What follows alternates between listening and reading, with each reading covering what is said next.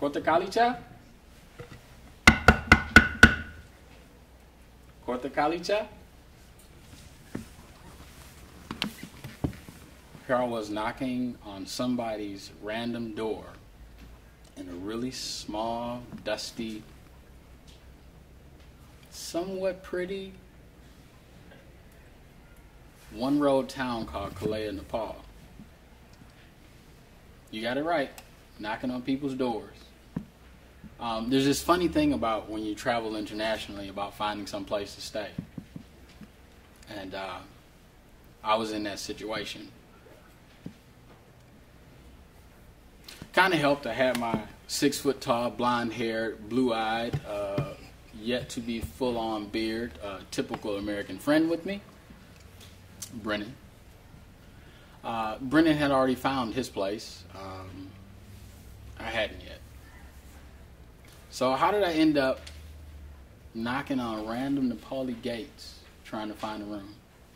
Well, 3 months earlier, I just graduated school and had this really amazing idea that, let's try this Peace Corps thing, And I got a call, and someone said, how would you like to go to Nepal? I was like, let me Google that. That sounds good. I found myself on a plane, the longest international flight I had ever taken in my life. Let's be honest, it was the first international flight I ever taken. And landed it in Kathmandu, of all places. And I kid you not, my first ride to the hotel, there was a cow on the sidewalk, just hanging out.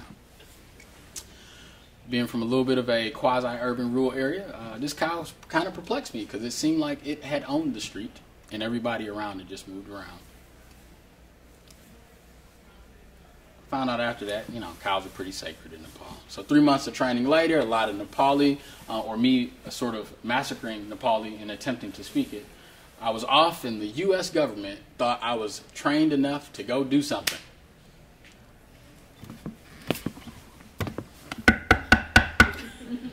Korte Kalicha?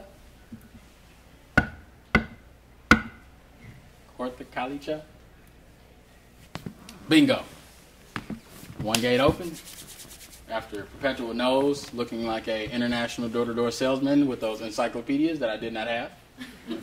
Only peddling myself and a nice rental agreement that I didn't quite understand in Nepali, but Peace Corps assured me was okay.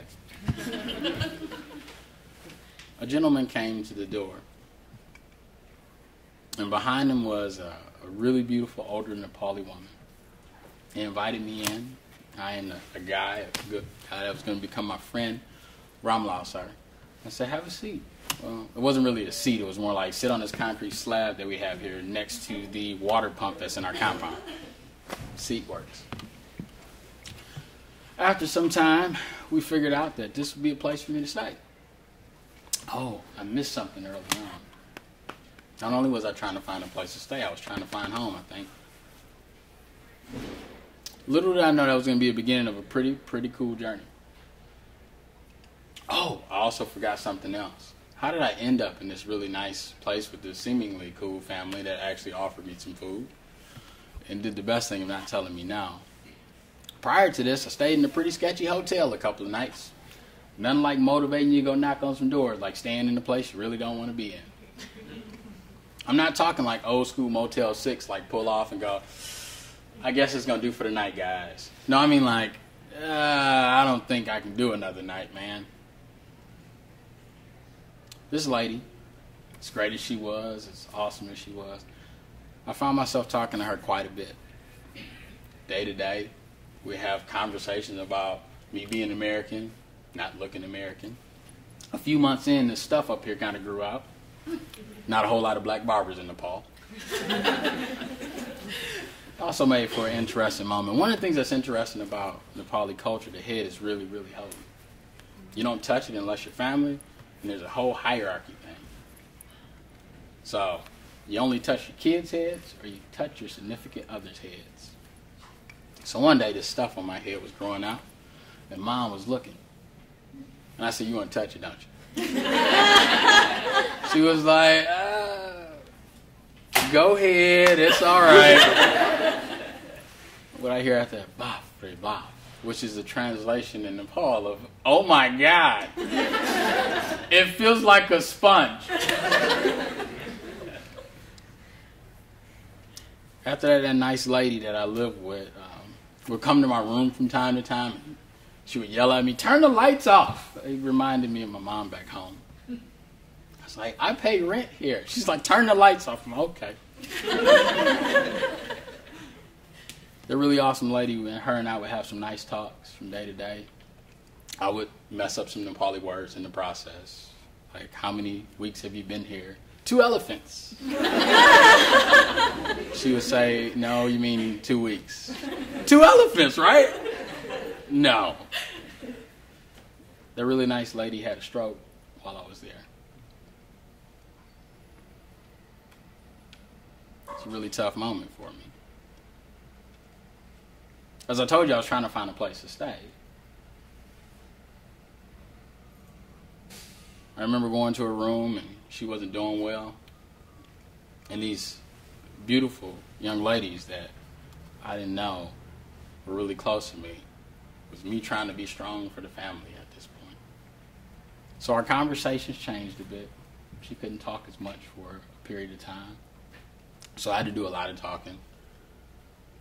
She started speaking her primary language, which I didn't know a whole lot of. So there was a lot of the international head bob I called.